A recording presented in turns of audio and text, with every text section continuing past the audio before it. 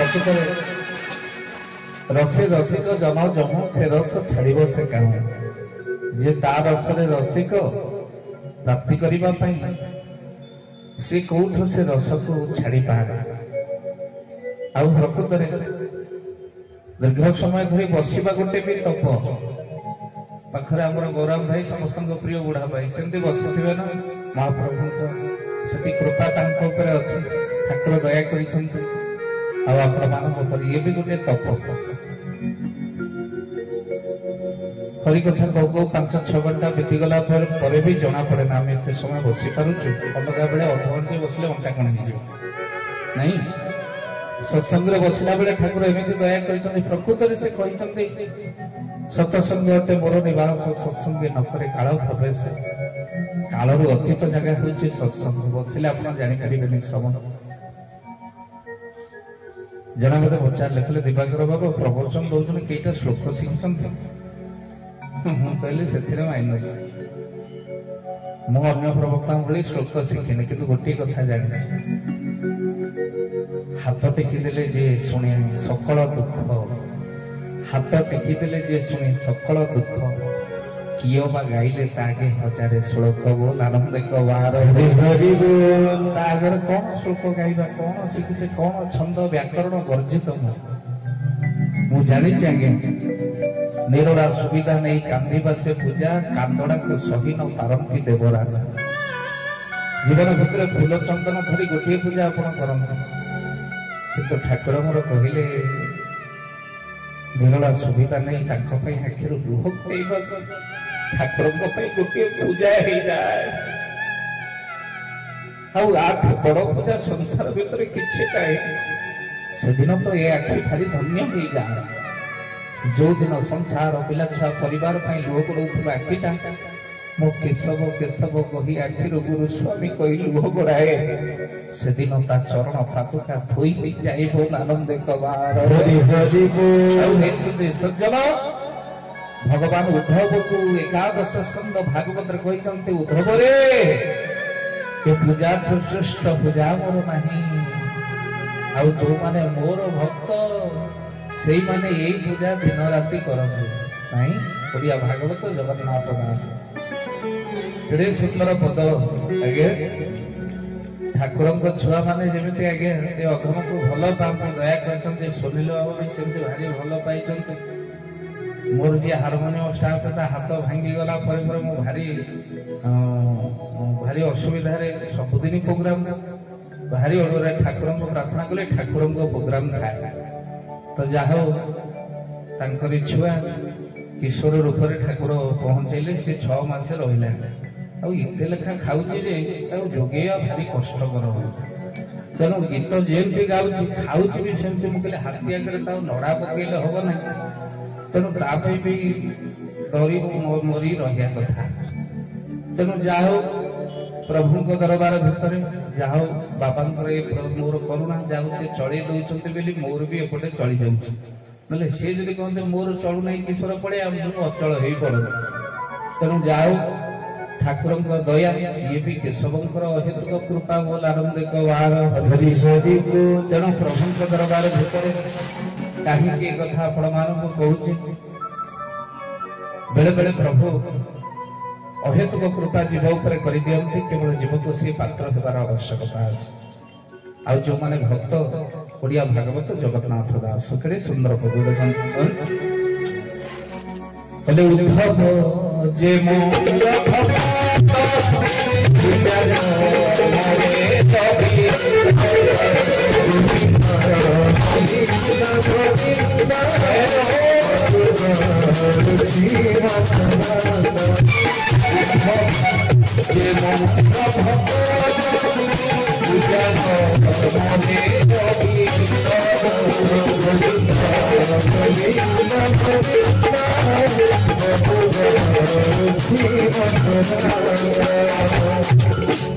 উদ্ধব যে মোর ভক্ত পূজা কর্মরে অবিরত, অবিরত মো পূজারে রহিଥାଏ, অবিরত ନିରବେ ଅଶ୍ରୁ ମୋ ପାଦ ଧୋଇବା ପାଇଁ ଗଡ଼ଉଥାଏ।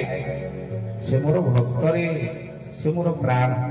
ଜୀବନ ଭିତରେ ଠାକୁର ସମସ୍ତଙ୍କୁ ତ୍ୟାଗ କରିଦେଇ ପାରନ୍ତି, हेले निजर भक्त को केबे त्याग करि परिबे नाही निजे स्वीकार प्रभु करिसंत बढ़िया भागवत कौन कहले हां सुंदरिया पद भागवत कौन कहले ओजमिया पद भागवत अति सुंदर पद भागवत कौन कहले हां बोले मुछि संसार को छंदी बाजे मुके आके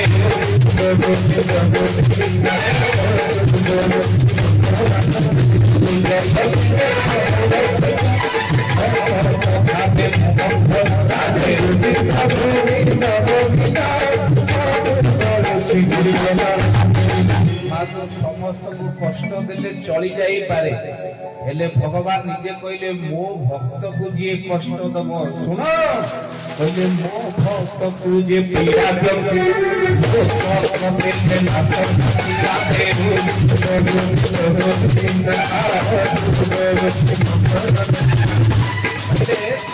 मो भक्त को जे पीड़ा दियंती मो चक्र तेजे नाश जानती मो चक्र तेजरे से माने नाश जानती जे भक्त को मालो पीड़ा दे भक्त को जे कष्ट दे मन रखी तो मो मामा आउ मा भगवान को पचरा गला कहले प्रभु समस्ते आपणकर पछे पछे जानते आपण का पछरे जानते टिके कोन भगवान कहले कोन कहले मु जनकर अधीन से किए कहले मोटे भक्त अधीन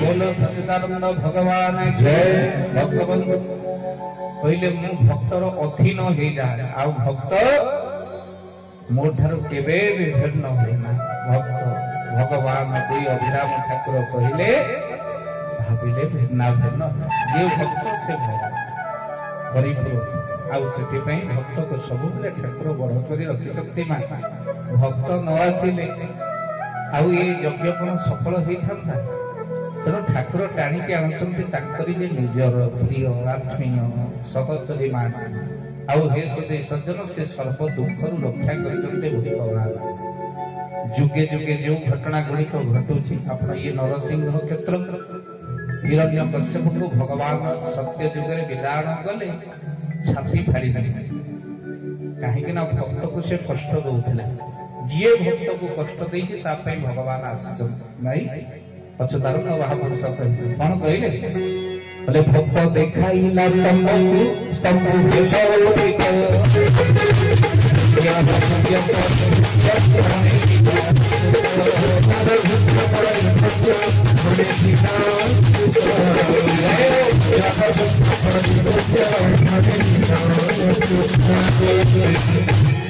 कौन से स्तंभ भितर तुम्हें थेल प्रभु भक्त कहला ये भी मोर ठाकुर बाहरी गले ना भक्त जोटी कह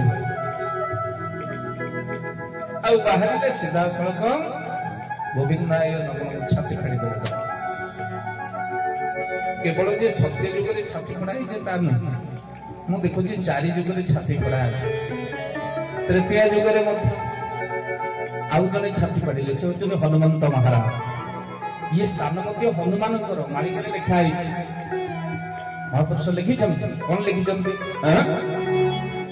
से पद अति सुंदर पद भक्तबंधु ध्यान करुचंती हनुमान से गंधमर्दन पर्वत ये पड़ी जो माँ 40,000 औषधीय वृक्ष उपर रही बड़ बड़ माटी धन्य जो मालो मालिकार कहुई पश्चिम ओडिशा नुहे भारत को खाद्य जोगेब जो दुर्भिक्ष पड़ो बोल आनंदिक ये पश्चिम ओडिशा माटी धन्य सारा मालो ओडिशा को भारत को खाद्य शस्य जोगेब दुर्भिक्ष जो पुणी पड़ो आठी महापुरुष लिखिं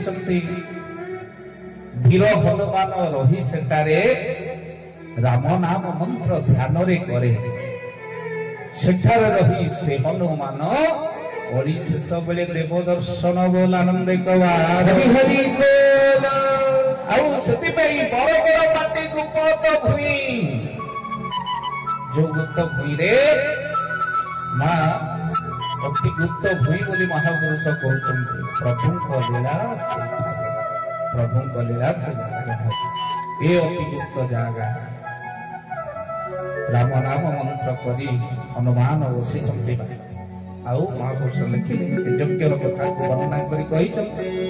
ଇଏ 2023 ମସିହା ମାଳିକା କହିଛନ୍ତି ଭକ୍ତ ବନ୍ଧୁ ଦିଗ ପରେ ଦିଗ ମିଶାଇ ବିଂଶେ ଦେବ ରଖିବୁ ବେଦ ଅବତାର କ୍ଷେତ୍ରରେ ଅଣାକ୍ଷର ବୁଝିବୁ। ଦିଗ ପରେ ଦିଗ କହିଲେ ଆମର ଦିଗ ହଉଛି 10 ପୁଣି 10 ଦିଗ ପରେ ଦିଗ 10 10 ହେଲା 20 ଦେବ ରଖିବୁ ଠାରରେ କହିଲେ ମହାପୁରୁଷ। ଏ 20 ଇଏ ତ୍ରିଦେବ ବ୍ରହ୍ମା ବିଷ୍ଣୁ ମହେଶ୍ୱର ହେଲା 23। ତା ମାନେ ଇଣ୍ଡିକେଟ କରୁଛି 2023 ମସିହା। ପୁଣି ହବ କୋଉଠି? ବେଦ ଅବତାର କ୍ଷେତ୍ରରେ। ବେଦ ହଉଛି 4। ଆପଣ ଜାଣିଛନ୍ତି ଋକ୍ସାମ ଯଜୁ ଅଥର୍ବ। ଆଉ 4 ଭଗବାନଙ୍କର ଅବତାର ନିୟମ ଯେ ପ୍ରଥମ ମୀନ ଅବତାର, କଶ୍ୟପ ଅବତାର, ତୃତୀୟ ହଉଛି ବରାହ ଅବତାର, ଚତୁର୍ଥ ଅବତାର ନୃସିଂହ ଅବତାର। କ୍ଷେତ୍ର ମଧ୍ୟ ଦର୍ଶେଇ ଦେଇଛନ୍ତି ମହାପୁରୁଷ। ବେଦ ଅବତାର କ୍ଷେତ୍ରରେ ଯଜ୍ଞର ନାଁ କଣ ହବ? କହିଲେ ଅଣାକ୍ଷର ଭୋଜିବୁ ଆନନ୍ଦିକ ଗିରିରେ କଟିରେ ଲୀଳା ହୋଇବ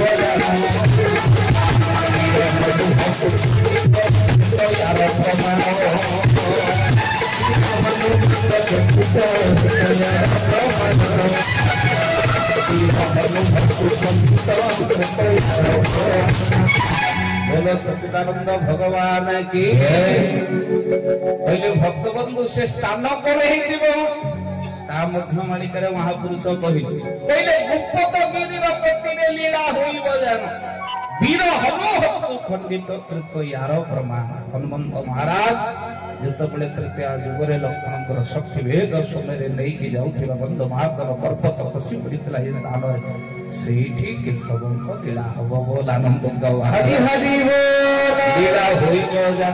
ପୁଣି ସମୟ ମାସ ହେଇଥିବ ମଧ୍ୟ ନାମ ସୂଚକ କେଶବ ମାସ। ମାର୍ଗଶିର ମାସରେ କେଶବ ମାସରେ ଆଉ କେଶବ ଲୀଳା କରିବନି ତାଉ କିଏ କରିବ? ମାର୍ଗଶିର ମାସକୁ କେଶବ ମାସ ନାଇଁ। ସମୟ କହିଲେ କେଶବ ମାସର ଦଶମୀ ତିଥିରେ ଶୁକ୍ଳ ପକ୍ଷରେ ଯାଗ ମଙ୍ଗଳ ନେଇ ପୂର୍ଣ୍ଣାହୁତି ଜାଣ ଆସିବ ପ୍ରଳୟ ଯୁଗ ବୋଲ ଆନନ୍ଦେ କବାର ହରି ହରି ବୋଲ। ଆଗରୁ ମହାପୁରୁଷ କହିଲେ ପୂର୍ଣ୍ଣାହୁତି ହବ ଯୋଉ ଦିନ ସେଦିନ ମଙ୍ଗଳବାର ପୂର୍ଣ୍ଣମୀ ପଡିଥିବ। ଆଗରୁ ମୋର ଗୋଟେ ଚ୍ୟାନେଲ ଆପଣ ଦେଖିଥିବେ ଭାବ ଦିବାକର। ଯୋଉମାନେ ଚ୍ୟାନେଲକୁ ଜାଣି ନାହାନ୍ତି ସେମାନେ ଚ୍ୟାନେଲ ଦେଖନ୍ତୁ, ସର୍ଚ୍ଚ କରି ସବସ୍କ୍ରାଇବ କରନ୍ତୁ। ସବୁଦିନ ପ୍ରଭୁଙ୍କ କଥା କରୁଛି।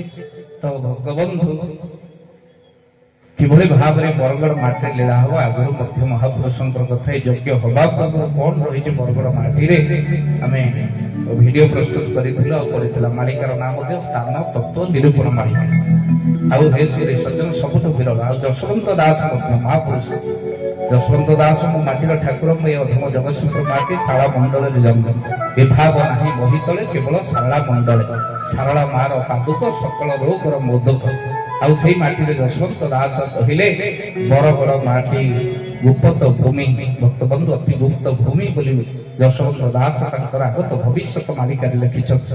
ଏ ସୁଧୀ ସଜ୍ଜନ ଆଉ ସେଠି ରହିଥିବେ ଭକ୍ତ ପ୍ରେମୀ। ଆଉ ଅତି ଭକ୍ତ ପ୍ରେମୀ ମାନେ ସେ ଜାଗାରେ ରହିଥିବେ। ଆଉ ହେ ସୁଧୀ ସଜ୍ଜନ ଅଣାକ୍ଷର ମନ୍ତ୍ର କରିବେ ଧ୍ୟାନ। ଆଉ କଳି ଶେଷ ବେଳେ ପ୍ରଭୁ ଦର୍ଶନ ବୋଲ ଆନନ୍ଦେ ମନ୍ତ୍ରକୁ ଧ୍ୟାନ କରି କଳି ଶେଷରେ ଦର୍ଶନ ମିଳେ। ସଂକେତ ମିଳିଲାଣି। ଆପଣ ମାନଙ୍କ ପାଖରୁ ପ୍ରଥମ ବିଦାୟ ନେବ ମହାପ୍ରଭୁଙ୍କ ଦରବାର। ଆଜ୍ଞା ଆପଣ ମାନଙ୍କର ଦେଖନ୍ତୁ ଶେଷ ଅବସ୍ଥା ଯେତେବେଳେ ଆମର ବୁଦ୍ଧିଆ ମଉସାଙ୍କର ହେଲା ଠାକୁର କେମିତି ପ୍ରକଟିତ ହେଇଥିଲେ ଦେଖନ୍ତୁ। ଏ ତ ସେଇଦିନ ପଳେଇ ଆସିଲେ ମାଙ୍କର ଉନ୍କୁନ୍ଦ୍ରାରେ ଶେଷ ଜୀବନ କାଟିବା ସମୟ ଭିତରେ ହାତ ଯୋଡ଼ିଛନ୍ତି ଠାକୁରଙ୍କୁ ପ୍ରଣାମ କରୁଛନ୍ତି। ଆଉ ସେଇ ସମୟ ଭିତରେ ପ୍ରଭୁ ଆଉ ରହିପାରିଲେନି। ଆଜ୍ଞା ଠାକୁର ଦର୍ଶନ ଦେଇଛନ୍ତି। ଅନ୍ତ କାଳେଶ୍ଚ ମାମେବ ସ୍ମରଣିତ୍ୱଂ କଳେବର ଯ ପ୍ରୟାତି ସମଦ ଭାବ ଜାତିନେ ସ୍ତ୍ରୋତ୍ର ସଂଶୟ अंत काल भगवान का दर्शन मिले सब किसी सरी जाए आनंद हो जाए जीवन सार्थक हो जाए आउ केवल जे महापुरुष बात्या बन्या भक्त मान ठाकुर लिखि ना अनेक शुभ सूचक मालिका वर्णना कौन लिखी महापुरुष मालिका सत है होम यज्ञ हे पति ग्राम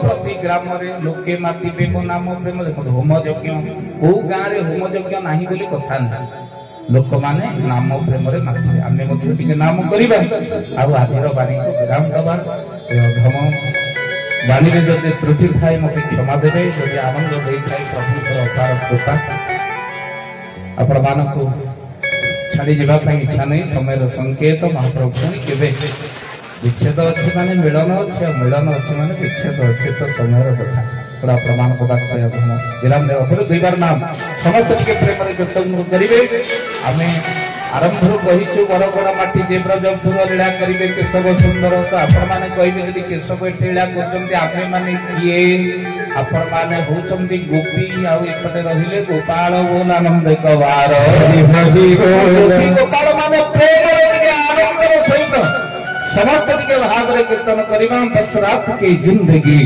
काल तुम कहां हम कहां और गोपी माने सदिन कहितले ठाकुरे तेरे बिना इसे जी रहा हूं मैं जैसे कोई गुनाह की जा रहा हूं मैं मार क्यों नहीं देते हे कृष्ण तेरी यादों में पल पल मर रहा हूं वो आनंद कवार